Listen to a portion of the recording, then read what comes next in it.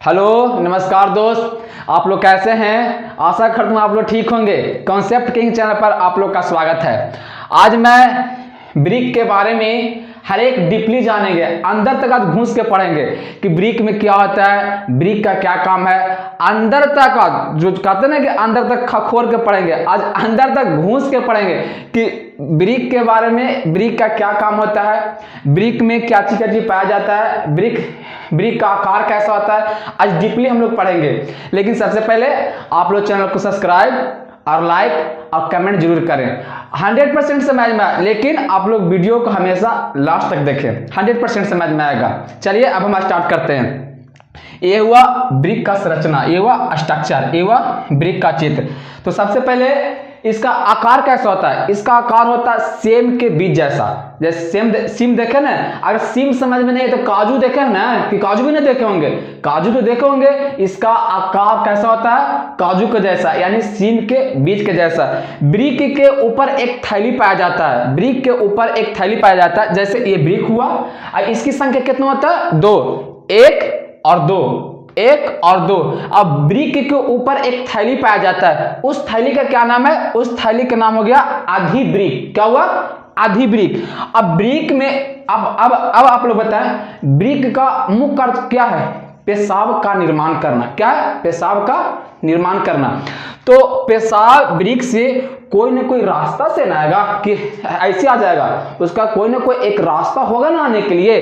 तो जो ये रास्ता है, ये जो पैंप है, जो पैंप आया है ब्रिक से, यहां से जुट के ये जो पैंप आया है, उसको हम लोग क्या बोलेंगे, मूत्र वाहिनी। याद करने का कॉन्सेप्ट, वाहिनी मतलब क्या होता है, रास्ता। क्या होता है, रास्ता। यानी जो ये पेशाब जो आ रहा है एक रास्ता से, उसको बोलेंगे मूत्र वाहिनी, यानी रास्ता। क्या है, मूत्र वाहिनी। अब आप लोग खुद सोचे, जब मूत्र आया किससे, मूत्र वाहिनी से, तो आया तो किसी जमा क्या होगा, स्टोर होगा, जमा होगा। तो यह जमा कहां होता है, मूत्राशय में। कहां जमा होता है, मूत्राशय में। करीब यहां 5.5 लीटर का होता है, जमा होता है। 5.5 लीटर का होता है, जमा होता है।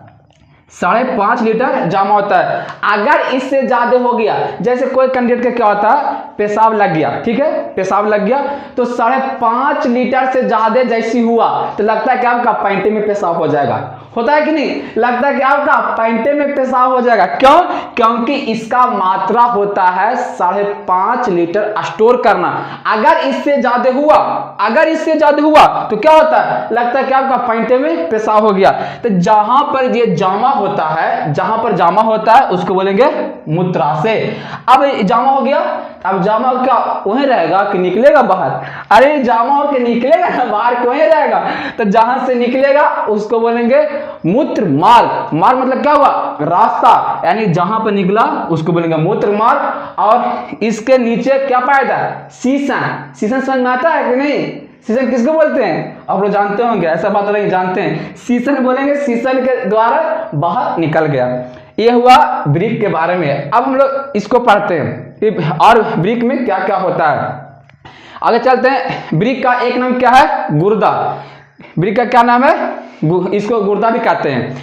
फिर है यह प्रमुख उत्सर्जी अंग है।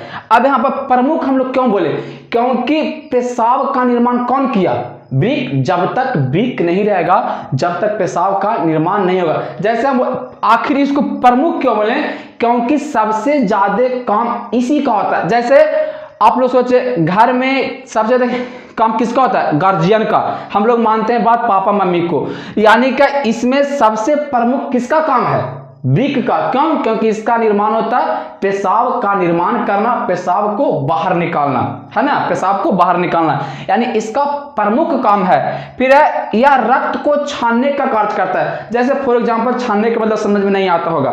जैसे हम लोग चाय पीते हैं, तो चाय पीते तो सबसे पहले छन्नी से क्या करते हैं, छानते हैं। छन्नी से क्या करते हैं, छानते हैं। तो जो बेकार पदार्थ था वो छन गया, बेकार पदार्थ था जो छन गया। अब बढ़िया पदार्थ यानी चाय हम लोग पी जाते हैं। यानी इसका काम क्या, रक्त को छानना। लेकिन पूछेगा एग्जाम में, रक्त को शुद्ध कौन करता है। तो शुद्ध करने का मतलब साफ सुथरा नहीं, शुद्ध करने का मतलब हुआ कि रक्त में ऑक्सीजन मिला हुआ हो। रक्त में क्या मिला हुआ, ऑक्सीजन। यानी इसका काम है रक्त को सिर्फ छानना, सिर्फ छानना, शुद्ध नहीं करना, सिर्फ छानना। लेकिन रक्त को शुद्ध कौन करता है? तो फेफड़ा, लंग्स जिसको बोलते हैं इंग्लिश में, लंग्स, इसका काम है रक्त को छानना। आगे चलते हैं, इसका आकार कैसा होता है? सीम के बीज जैसा, जैसे हम पहले बताएं सीम का बीज जैसा या काजू के बीज जैसा होता है, यानी इसका आकार होता है सीम के बीचा जैसा। और इसकी संख्या 2 होता है। वृक्क के बाहरी वाला भाग क्या कहलाता है? जैसे ये वृक्क है, ये वृक्क है ना, तो वृक्क के जो बाहरी वाला भाग है उसको क्या बोलेंगे? कॉर्टेक्स। क्या बोलेंगे? कॉर्टेक्स। याद करने का कॉन्सेप्ट, कॉर्टेक्स माने कांटा। कांटा आप लोग देखें, जैसे कांटा क्या रहता है? बाहर आता है कि अंदर? कांटा बाहर रहता है कि अंदर? तो पूछेगा बाहरी भाग, तो आप लोग सोचे कांटा, यानी कांटा बाहर रहता है, यानी कॉर्टेक्स। यानी वृक्क के बाहरी वाला भाग क्या कहलाता है? कॉर्टेक्स। यानी वृक्क के जो ये बाहरी वाला भाग है ना उसको बोलेंगे कॉर्टेक्स। और वृक्क के अंदर वाला भाग, वृक्क के अंदर वाला भाग क्या कहलाता है? मेंडुला। याद करने के कॉन्सेप्ट, जैसे यहाँ पर लिखा हुआ वृक्क के अंदर वाला भाग क्या कहलाता है? मेंडुला। और बाहरी वाला भाग क्या कहलाता है? कॉर्टेक्स। अब इसको बोल रहे हैं हम लोग अंदर वाला भाग। तो आप लोग देखे वृक्क के अंदर वाला भाग क्या कहलाता है? मेंडुला। यानी मेंडुला मतलब कहने का मिडिल। तो मिडिल सोचे अंदर होता है कि बाहर? मिडिल कहाँ होता है? जैसे ये बना, एक वृत्त बना है, इसका मिडिल कहाँ होगा? इसका मिडिल कहाँ होगा? अंदर होगा। यानी अंदर वाला भाग क्या कहलाता है? मेंडुला। तो सॉरी, अंदर वाला भाग क्या कहलाता है? मेंडुला। याद करें कॉन्सेप्ट, मिडिल से मेंडुला, मिडिल से मेंडुला। यानी कि बाहरी वाला भाग क्या कहलाया? कॉर्टेक्स। और अंदर वाला भाग क्या कहलाया? मेंडुला। अब आगे चलते हैं, इसकी संख्या 2 होता है। 1 2 1 2। आदमी एक वृक्क पर भी रह सकता है जिंदा, ऐसा बात नहीं है। अगर एक वृक्क है फिर भी जिंदा रह सकता है, दोनों होना सकता नहीं है। अगर तुमको मन है तो किसी को दान कर सकता है, लेकिन दान करने का कॉन्सेप्ट है मरा हुआ व्यक्ति से 48 घंटे के बाद उसका यानी वृक्क निकाल के दूसरा में सेट किया जा सकता है। 48 घंटा से ज्यादा हो गया 50 घंटा, 52 घंटा, उसके बाद हम लोग दान नहीं कर सकते। और आदमी एक वृक्क पर भी जिंदा रह सकता है। इसका भार कितना आता है? 140 ग्राम। इसका भार कितना होता है? 140 ग्राम। और कभी कभी क्या होता है, ये भैरी करता है। भैरी करने का मतलब क्या हुआ? जिसका जैसा बॉडी वैसा वृक्क होगा। जैसे चूहा के बच्चा चूहे जैसा होता है, ये हाथी जैसा होता है। अरे चूहा का बच्चा चूहे जैसा होता है, हाथी का बच्चा हाथी जैसा होता है, हम लोग का बच्चा हम लोग जैसा होगा। यानी यह कभी कभी भारी कर रहता है। यह फिक्स नहीं है कि 140 ग्राम होगा, ये फिक्स नहीं है। ये कम भी हो सकता है, ज्यादा भी हो सकता है। अभी ना कि आप लोग सोच ले कि वृक्क का वजन 140 ग्राम होता है, नहीं, ऐसा कभी नहीं होता। ये भारी कर रहता है, जैसा स्ट्रक्चर वैसा वृक्क। जैसे चूहा का वृक्क ले, कुछ कम होगा, इससे कम होगा, हम लोग के लिए इससे ज्यादा होगा। यानी यह भारी करते रहता है।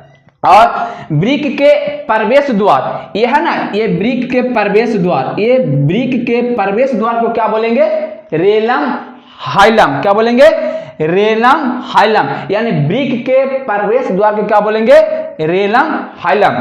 अब आगे चलते हैं, वृक्क के अंदर एक झिल्ली पाया जाता है। ये हुआ, इसमें 2 परत होता है, सॉरी एक नहीं बना हुआ है, इसमें 2 परत होता है, इसमें 2 परत होता है, इसमें 2 परत होता है। ये बीच में एक झिल्ली होता है, बीच में एक झिल्ली होता है, ऐसे करके वृक्क में एक झिल्ली होता है।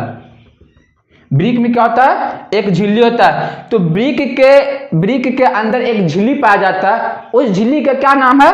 तो उस झिल्ली का नाम है पेरिटोनियम झिल्ली। क्या नाम है? पेरिटोनियम झिल्ली। और बताते हैं वृक्क का संरचनात्मक एवं क्रियात्मक इकाई को क्या कहेंगे? तो नेफ्रॉन कहेंगे। क्या कहेंगे? नेफ्रॉन। इसकी संख्या एक वृक्क में, इसकी संख्या 10 लाख से अधिक होता है। जब इसको माइक्रोस्कोप से देखा गया ना, तो इसकी संख्या इसके अंदर यानी वृक्क के अंदर इसकी संख्या 10 लाख से भी अधिक होता है। यानी वृक्क के संरचनात्मक एवं क्रियात्मक इकाई को क्या कहेंगे? नेफ्रॉन कहेंगे। इसकी संख्या 10 लाख होता है। अगर ये वीडियो समझ में आया होगा तो चैनल को सब्सक्राइब और लाइक और कमेंट जरूर करें। धन्यवाद।